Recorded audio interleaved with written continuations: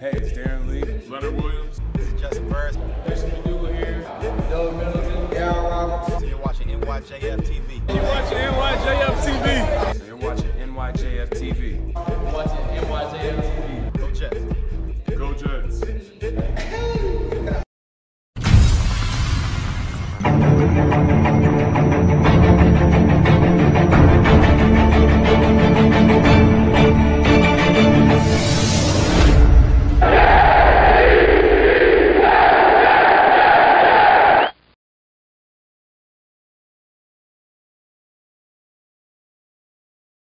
Do you guys need to assess the quarterback position?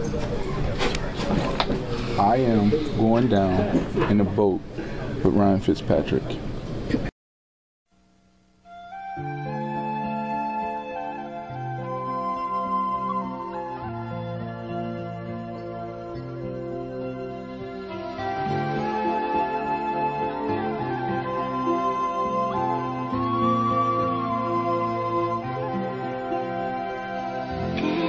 Every night in my dreams, I see you, I feel you. That is how I know you. Go on. Far across the distance and spaces between us, you had come to show you. Go on. Near, far, wherever you are, I believe that the heart does. Go on.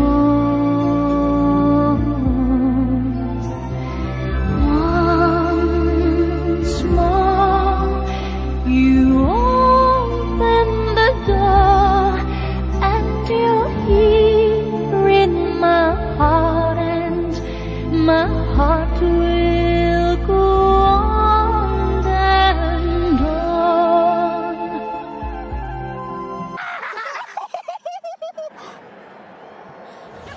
Is this live? What's going on, everybody, and welcome to another episode of NYJFTV. I'm one of your hosts, Kevin Sirkin, here with Fireman Ed and former Jets wideout Rob Carpenter to preview Jets vs. Bucs this Sunday, with an opportunity to not only get back to 500, but to do it while pounding Ryan Fitzpatrick in the process. Guys, I know Bowles and the players are rightfully going to downplay that angle and keep the focus on what the team needs to do, but we all know the divide that Fitz helped to create in that locker room last year. The guys here on that defense we know do not like him. All right, so Ed, I'll start off with you. Do you expect there to be any extra juice in this one, or is getting to 5-5 all the motivation that this team needs? Well, you know what? And can you guys hear me? Yep, Yeah, you're we good. got you. Okay. Listen, first off, I was a Ryan Fitzpatrick fan. Rob knows that. I mean, so I'm not going to sit here and I thought we could win with Rob and with Ryan, and it just didn't happen. With that being said, do I think we're going to win the game? I do. I think we're going to go 5-5. I think our team right now is rolling. I really do. I expect them to play a really good, solid game. If they don't turn the ball over on Sunday, they're going to win that game handily. I don't care if they win by 1 point, they go out of there 16-15. I don't really give a rat's ass. Doesn't matter to me. I want to win the game. Go 5-5. I think that we have the opportunity to start to roll. And I think these young kids and Bowles they're ready. Yeah, it's seeing that video. It's amazing that Fitz actually had the opportunity to throw like 10 interceptions in that game. It's kind of remarkable, man. But I think the guys on the defense are really looking forward to this. Once they found out that Fitz was probably going to be the starter, I'm pretty sure Mo, Leonard, Jenkins, those guys are actually pinning their ears back and ready ready to rock and roll. I'm just hoping that the offense doesn't have a lull. Going on the road, things change when you go on the road. Just circumstances are always different. I just hope the offense actually comes out with the fever that they've actually had over the past couple of weeks playing at home. So that's always my fear, especially with the West Coast offense. I think I mentioned this, early in the season, that there's always that 1 or 2 weeks during the season where you just kind of scratch your head at really what's going on with the play calling and the game plan. I'm just hoping it's not this week because, if they keep that momentum going from last Thursday, from the Buffalo game to this game, sky's the limit going into the bye week, where everybody can really get some rest. They're on a little winning streak. Everybody's feeling good about themselves. And they can just go into the rest of the season and try to play it out as hard as they can and just see what happens. Yeah, Rob, you brought up a great point. I mean, on paper, I think there's every reason for the Jets to just wipe the floor with the Bucs this week. There's no Winston. There's no Mike Evans. That Tampa defense has holes all over the place. But, I think a lot of Jet fans are still waiting for that other shoe to drop. McCown, he's playing probably the best football he's played in his whole career.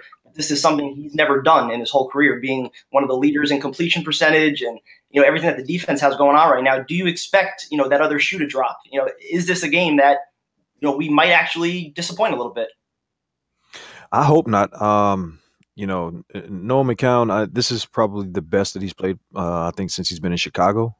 So knowing the type of professional he is, I'm hoping he's not, taking the game plan lightly. I'm hoping the rest of the guys in the offensive room are not taking the game plan lightly, because I don't think the defense is. I think I could just see the way the defense comes out and plays every week, that they go into film study, intent on learning everything, keys that they need to key on. They know Fitz. He's going to throw the ball around the field. They know they're going to have plenty of opportunities to make some plays against them. So hell, he's been here. They practiced against him for 2 straight years. So I just hope that the offense comes out with. I just hope Morton actually puts in a game plan that's a game plan where things aren't just bogged down, because West Coast offense can't get bogged down with a lot of little small crossing routes. And for teams and defensive coordinators who have practiced and played against the West Coast offense, they know, they see it. But the weapons that are there on the outside, Kurtz can get deep. Robbie can get deep. I just hope McCown continues to take those shots down the field. And I know one guy is actually really, really, really itching to get on the field, and that's Austin Swearinger-Jenkins. He's ready to. I can see from his tweets from last week that he's ready to go. I just hope he doesn't, get too caught up in everything going back to Tampa. I just hope the kid just goes out and plays his game, and whatever happens, happens. And the win is the most important thing, and I'm pretty sure he'll say that. But I kind of hope he keeps his adrenaline to a minimum peak, out there in the field, and just plays the game for what it's worth. You know what? You're going to go up against Ryan Fitzpatrick right now, right? I mean, we want him to turn the ball over. So Doug Martin should not be any part of this game. They should shut down the run. They've been shutting down the run since week 2. Okay, the first 2 weeks they had their hiccups. They figured it out. I know going into, I think, the Buffalo game, we were ranked 3rd after the first 2 weeks of the season in stopping the run. So we're right up there in stopping the run. And if we stop the run, like Rob says, the guy can't throw the ball down the field. He can't throw the ball down the field. So if anybody knows that, it's our guys. We were with him, for a couple of years. So, you he can't throw the ball down the field. If you stop the run, you could pick him off, right? This game should be ours. As far as the Jets need to run the ball, and the play action pass, you'll have Austin Swearinger-Jenkins wide open. You run the ball, he's going to have a field day. He'll be going down the seam. He'll be going down the seam with the other guy, 83, Tomlinson. Never mind Robbie. because Robbie will open it up for them. Robbie will open it up for them. Curse will open it up for them, right down the middle of the field. We should win this game. This is a game we should win. I would like to see Jameis Winston because I told you that on Monday. I don't have a problem with it because I think our defense is playing that good. I really do. I think they're just starting to see that they can do something. And I love when Todd Bowles said that we can put it in another gear. There's no doubt about it. We could put it in another gear. Let's start now. I'd love to go back to the stadium and we're 5-5. Be a little fired up here. It's gonna be a little fired up. We're getting into late November now. We're gonna play. Our next game's gonna be November 26th. I mean, we're getting into December now. I mean, nobody would have thought that. I know I wouldn't have thought it. So, and none of it. So, no, that's exactly what I was going to get into right now, Ed. The fact that if they win this game, they're heading into their bye week at 5-5. They're coming back in late November in the hunt, and they've earned that right to be in the hunt. They've beaten playoff teams already. They've been competitive every single week except that Oakland game. So they have absolutely earned that right to position themselves for some meaningful games in December. And I think as a fan coming into this year, knowing, the rebuild and all these moving parts, that's everything you've wanted. That's everything you wanted. Couldn't ask for more. And I think you're right. When it comes to the defense stopping the run, I kind of gloss over that a little bit because the one thing that the defense has been doing is stopping the run. I pretty much think every week, game in and game out, I think that's the one given that's going to be there. The run defense is going to be great, no matter what. And like I've said in the past couple of weeks, I just hope the pass defense catches up to the run defense. And then, if that happens, look out, man. This defense is going to be, flying around all over the place if that pass defense catches up to the run defense, man. This team could be, who knows? The sky's the limit with that if that actually happens within the next few weeks, man. So I'm hoping it does, and I'm hoping it starts on Sunday. Well, you know what? It's tailor-made. Think about it. It's tailor-made. This team is a fast defense. Ryan Fitzpatrick is at the helm. We should be turning the ball over this weekend. That ball should be being turned over this weekend. We should have chaos. We should be causing chaos this weekend. That's what I want to see. I want to see pandemonium down in Tampa Bay because I'm going to tell you something. I think the Jet fans are going to show up down there. If I didn't have something that I had to take care of, I'd be down in Tampa. I'd be in Tampa right now. I can't make it. It pisses me off. It fires me up. I want to be down here in Tampa. That's a great stadium. We can take over that stadium. The last time I was there, Curtis Martin to the Green Lantern. Wayne Quebec on the halfback option pass. Brian Cox, fumble recovery. I remember we were down 14 points, and they were going, Eddie, in the upper deck. I was there. I was Fireman Ed at the time. And I went, we're down 14. And they said, you're going to go home crying. We were 3-0. We were 3-0 at that time. It was the fourth game of the year. And I looked at the crowd. I just went like this. And then all of a sudden, pandemonium happened. And we took over the game there was only 5 minutes left in the game. I think it was 5 or 6 minutes left in the game. We scored like 17 points. We won the game. We went 4-0. And the Super Bowl was there in Tampa that year. And you know what I said? I said, listen to me. I said, clean this place up. We're coming back for this. That didn't happen, but I tried. That was the last time I was in Tampa. I'd love to go there. I love that stadium. The one thing you don't have to worry about, Ed, they're going to run the ball. That's Morton's forte with this team, from day one as well. And a lot of fans have actually even said that they're running the ball to a fault, too much. But got three backs, giving them all a chance to actually, put their foot on the gas pedal and see what happens. And we all know that Bilal Powell only needs a little crack. He can take it the distance. Elijah McGuire, even though his touches have gone down since Forte have come back, he can take it the distance. So, the running game is going to be there. I'm just hoping that everything falls into place, man, and these guys come out and have studied this game plan and put it all together, and it'll be lights out for the Bucs early. Rob, tell me one thing. You as a former player, you just won this game, right? I'm in your mind right now. I'm in your mind as a ball player. You just won at home. You went 4-5. You weren't expected to beat Buffalo. You beat Buffalo. You not only beat them, you beat them convincingly. You beat them up. You started to come into your own. It seemed like that team, you as a player, looking at maybe we're starting to get a little bit, right?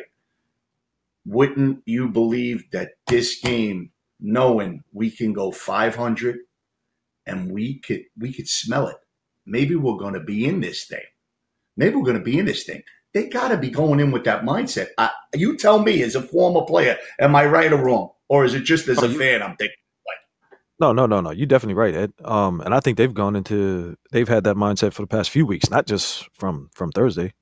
These guys know they've been in every game. They know they've made some mistakes in games late that cost them some wins. So they know, trust me, they know that they can win pretty much every game, for the rest of the stretch of the season. So, that's definitely their mindset going into this game. They also in their mind is they can't have a letdown. Right. So I'm pretty sure the coaching staff is actually, pounding that into them, every other minute, that stay in the book, stay in your film study, can't have a letdown this week, because it's definitely one of those quote unquote trap games, because Jameis Winston's not playing, Mike Evans is not playing, Fitz is in there, and he's known for turnovers, but he's also known to have one of those wild games where he throws for 304 touchdowns because he's the backup, not the starter.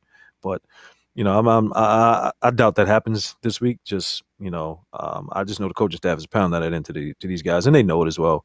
And as I tweeted early in the week, I'm pretty sure Mo and Leonard and those guys are actually licking their chops, not only to get a win, but also get a few shots in on Fitz as the game goes on. Well, I'll tell you what. You know what the press is going to say if they don't win?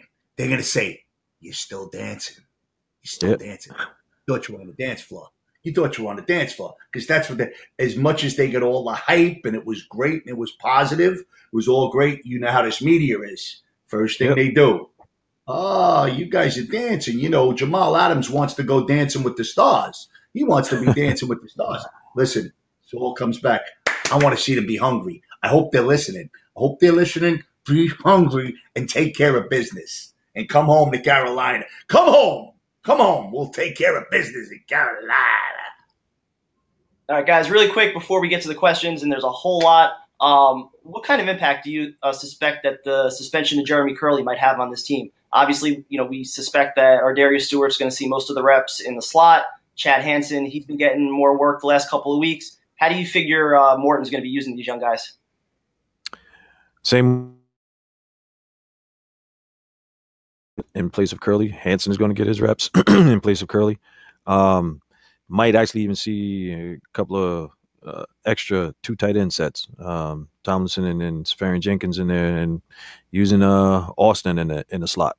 So because he's good enough to do it. So the guys are going to pick up the slack. I don't think the only thing about it is that we knew and we saw that McCown had a pretty good rapport with Curley on those third downs. So somebody else is just going to have to pick it up, whether it's like I said, Curse going into the slot, Austin going into the slot, or one of the rookies, Stewart or Hansen. And Hansen's actually been getting a lot of playing time lately, so just hasn't been getting the targets in the passing game. But he's been on the field. I fully expect Ardarius Stewart to come back into the fold like he was early in the season. So he's a playmaker. You get the ball in his hands and let him fly. So I think that's just basically what's going to happen. One of those guys is just going to have to step it up. Oh, I think Curse is going to have a monster game this week. I think Javon Curse is going to have a monster game this week. Remember what I told you? They have a monster game. Now, tell me one thing. They never I didn't see today. I was too busy. Did Jalen Marshall get activated off the practice squad or no? Not yet, as far as I haven't heard. about Who that. they have in this punt returner? Is that going to be McGuire? Going to be the I punt think returner? punts And what about Stewart, the stick kick return? returns. Yeah, Stewart's been doing that. So he Yeah. would stick there. Darius Stewart. Yeah. What about the kick returner? Is Stringfellow getting activated, or what's happening there? No, I think it's going to be Stewart on the kicks and then McGuire on the punts. That's, McGuire on the punts, yeah. Buffalo. I don't think they would change. And something this Stewart and McGuire are probably back on the kicks, and McGuire will probably be doing the punts, and Stewart will probably be his backup on the punts. So I don't know. I'm not too worried about that right now. Okay. All right, one thing to be a little bit concerned about, and this is our first question from Sebastian Remy. Matt Forte, the injury report came out today. His knee was swelling up a little bit. There's a chance he might not play. You look at Powell last week, he looked pretty good, but he came into that game with the calf injury. So, we were talking earlier in the show about pounding the rock. How are they going to do that if these guys aren't 100%? Not too worried about that at all, because it's three backs, and it's just going to be Powell's a little nicked up, but you saw how he played. He'll be ready to go this week, and we saw how McGuire actually steps into Forte's place, as the backup. So if Forte can't go, or if he's really limited, I'm not concerned with the running game at all, because it'll just be Powell and McGuire, and they'll keep on trucking. And honestly, I don't mind that at all, because those are two big play guys. One little crack and both of them can go the distance. So I'm not concerned about that at all. Powell's calf. I mean, it's 10 days now. I mean, he looked good in Thursday night. He looked great on Thursday night. And he's got 10 more days that he rested. I mean, it shouldn't be a problem. We should be healthy. And like Rob said, these two guys, I actually want to see McGuire in there. I mean, listen, Forte has shocked us. We were writing him off there for a while. I know I was. I mean, he shocked us. But I'm always into the young blood. Young blood gets a chance. I like it. Give this kid a shot. All right, next one I'm going to go to. Ed, we got a few comments here for you. First is from Anthony Triola, who says, Fireman Ed, I'll be there in Tampa, and us Jet fans are going to be rocking the stadium loud and proud. JETS, Jets, Jets, Jets. We've got another one up top from Glenn Lurielli, who says, Ed, you are the greatest of all time, buddy. So he appreciates you. And then one more from Heath Killian. What's up, Fireman Ed? Got to meet you 2 years ago during Jets-Titans game in New York. You're a class act. Love seeing you on Thursday night. Lifelong fan from Alabama. Hope to see you in New Orleans hanging out with the Gotham City crew. Can't wait. Alabama in the house. The Gotham City crew. Gotta love it. Gotham City crew taking care of business. They're representing the Jets. I like that. I like it. I followed them. I like it. Like all the Jet fans. Let's all stay together. Love it. And Ed, I got one more here for you. If we're 5-5, will you be coming home with the Carolina game with your fireman hat to lead the chant, just in case?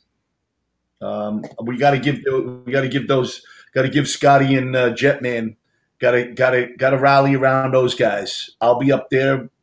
Right there when they're leading the chant. I'll be right there supporting them. So let's do that, and we'll see what happens in the future. Let's go one step at a time. Let's go one game at a time. But I think those guys need a chance to get our support. That's what I think.